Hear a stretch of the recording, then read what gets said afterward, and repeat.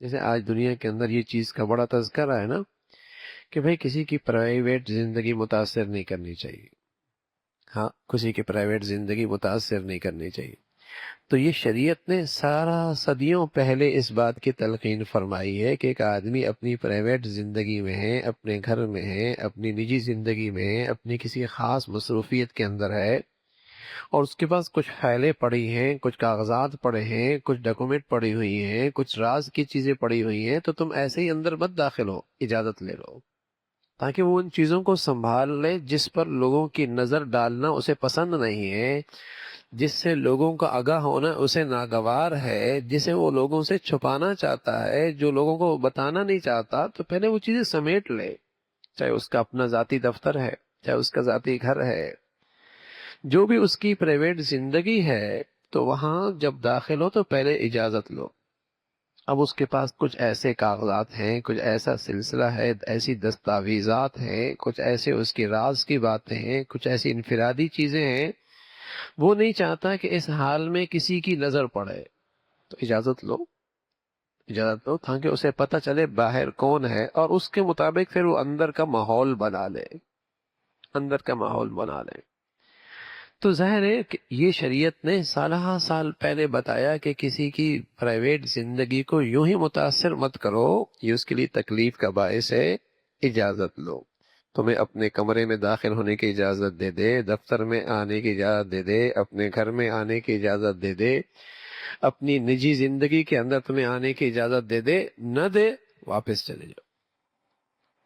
اس لیے کہ بہت ساری چیزیں ایسی ہوتی ہیں جو ہر آدمی کو آدمی نہیں دکھانا چاہتا، اور ہر آدمی کے سامنے اسے نہیں رکھنا چاہتا، اور ہر آدمی کی اس کے اوپر نظر پڑے اسے پسند نہیں ہے. تو ایک آدمی آیا اور فوراً اندر داخل ہو گیا، نہ بھائی ایسا نہیں ہے.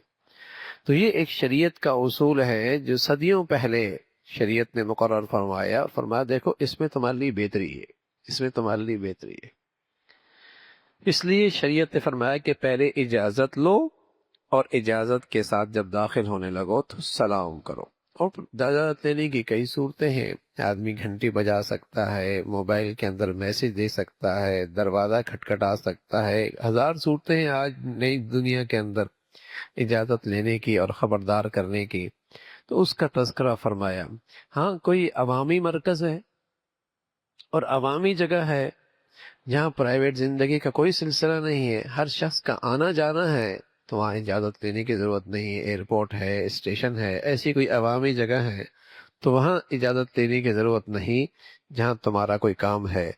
اور اللہ جانتا ہے جو کچھ تم ظاہر کر رہے ہو، جو کچھ تم چھپا رہے ہو، سب اللہ کے علم میں ہے.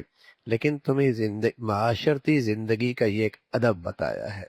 اس میں تمہاری ذاتی زندگی کا بڑا تحفظ ہے، اس میں شرم و حیا کا بڑی حفاظت ہے، اس میں پردے کا بڑا لحاظ ہے، اس میں جسے کہیں کہ گھریلی زندگی کے اندر بہت ساری ایسی چیزیں جو آدمی کسی کے سامنے نہیں دیکھنا چاہتا، یا خود خواتین گھر میں بس اوقات آزاد زندگی میں بیٹھی ہوتی ہیں اپنے لباس میں، لیکن وہ نہیں چاہتی کہ اس حال میں کسی اور کی ہم پہ نظر پڑے. تو وہ سنبھل جائیں، اپنا لباس ٹھیک کر لیں، اپنی چادر ٹھیک کر لیں، مرد الگ ہو جائیں، عورتیں الگ ہو جائیں. بہت سارے مسائل ہوتے ہیں. تو اس پر شریعت نے یہ حکم بتایا کہ اجازت لیے بغیر گھر میں داخل نہ ہو، پہلے اجازت لو. اور پھر اگر وہ اس وقت موقع پہ وہ اپنے ہاں تمہیں نہیں بلانا چاہتے، ان کے کچھ مسائل ہیں، کچھ ایسی چیز ہے، تو تم خوشی کے ساتھ واپس بھی چلے جاؤ، برا نہ مناؤ، اور یہ اس کی عذر سمجھو.